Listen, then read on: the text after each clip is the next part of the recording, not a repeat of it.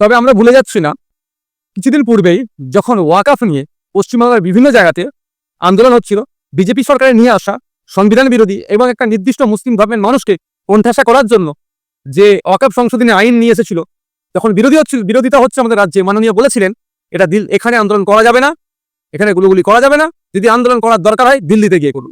এখন আমার প্রশ্ন, আমাদের পরিযায়ী শ্রমিকগুলোকে, আমাদের পশ্চিমবাংলার নাগরিককে, পশ্চিমবাংলাতে অত্যাচার করছে না শ্রমিকগুলো? উড়িষ্যাতে গিয়ে অত্যাচারের শিকার হচ্ছে, হরিয়ানাতে গিয়ে অত্যাচারের শিকার হচ্ছে, মহারাষ্ট্রে গিয়ে অত্যাচারের শিকার হচ্ছে, ছত্তিশগড়ে গিয়ে অত্যাচারের শিকার হচ্ছে, গুজরাটে গিয়ে অত্যাচারের শিকার হচ্ছে, তেলেঙ্গানাতে গিয়ে অত্যাচারের শিকার হচ্ছে, বা বিভিন্ন রাজ্যে গিয়ে অত্যাচারের শিকার হচ্ছে। তাহলে মমতা ব্যানার্জি বা তার দল উচিত ছিল তো উড়িষ্যায় গিয়ে আন্দোলন করা, হরিয়ানাতে গিয়ে আন্দোলন করা, গুজরাটে গিয়ে আন্দোলন করা।